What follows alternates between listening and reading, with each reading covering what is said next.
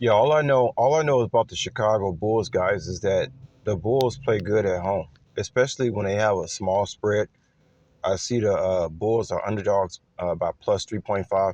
I'll go ahead and leave a link with this, guys, because I know I'll be talking. Well, it sounds like I'll be talking out my ass about games, but actually I'll be doing pretty good for talking out my ass and stuff like this. But no, I don't have to know everything about situations, guys, to fill it out. You know what I mean? Um, it just I go by the flow and rhythm of things. Now I know like this guy is saying how the Bulls lost 3 games on the road. You know, the playoff teams like Cleveland, so forth and so on. But one thing I know about the Bulls, in as far as I know, I think the Spurs are like a really good team. I don't know if they like number one in the Western Conference or number two or something like that. But the Spurs seemingly have a good team this year. But it's still early. All the teams that are at the top, we don't know how it's going to end up at the end. But the Spurs seem like they're a decent team this year. However, that doesn't make them worthy of just coming into Chicago and beating the Bulls. Chicago's a tough place to play, man. The fans, they get up for these games, especially on the weekdays. It seems like the teams be sleeping when they come to when they come to Chicago. It just seems like they be sleeping. These are one of the games like I expect the Bulls to you know be dominating most of the game. This is one of the games I expect the Bulls to be dominating most of the game. I think the Spurs are a little bit overrated right now based on what I see in the standings. And no, guys, I have not studied too much about the NBA at all. I just looked at the standings like last night just to see what was going on in the league. But that's why I'm gonna leave a link so you guys can you could judge for yourself. But all I know, just filling this out, is that whenever I see the Bulls at home and they're underdog, like under 4.5, and they under like I think plus 3.5, it doesn't make any sense not to take the Bulls.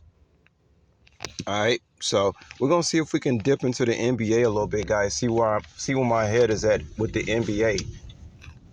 And I got a couple other games I might post, but I'm definitely gonna give a lot of Chicago Bulls and leave the link so you guys can check out what the guy has to say. One thing I want to say too about these people who make predictions on YouTube, I said once before, they seem to the way they do it is like they'll be right and wrong. I mean, based on percentage wise, it don't make a difference whether you listen to one of these guys or listen to me. Well, actually, it does make a difference because they do this thing whereas they'll give you the right pick only if they know that the public is going to go in the opposite direction regardless. So they seem to go against the public. That's what these guys seem like they mostly driven to do, which that's what you're supposed to do. But not all the time. You shouldn't go against the public all the time, though. It just depends. In this situation, and even y'all can see in the comments, everybody's taking Portland, right? They sleeping on Chicago for some reason. So the guy, he's like, okay, well, you could just find a bunch of statistics and it's crazy too because you can find statistics whenever you have there's certain games where you can find statistics about any and everything. You can find statistics about why one team is going to win even though they favored by 7. You can find statistics on a team that's dogs by 7 and why they might win. That's how it works.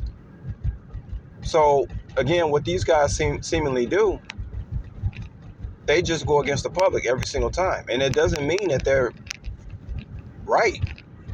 Sometimes they're wrong, even though they go against the public. It just depends. Why does Vegas sometimes support the public?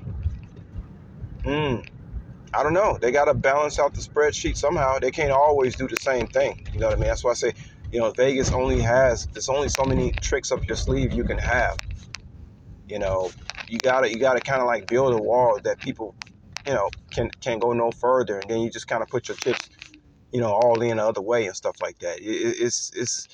It's interesting how this stuff is done, y'all. But I was looking at some of my NFL picks that I made my parlay. I see a couple of them didn't cover. I mean, for the most part, I did good. It's just a couple of teams didn't cover in college, like Arizona and Oregon. But for the most part, I did pretty good. I shouldn't have picked against Georgia, though. I guess that's just something you never do.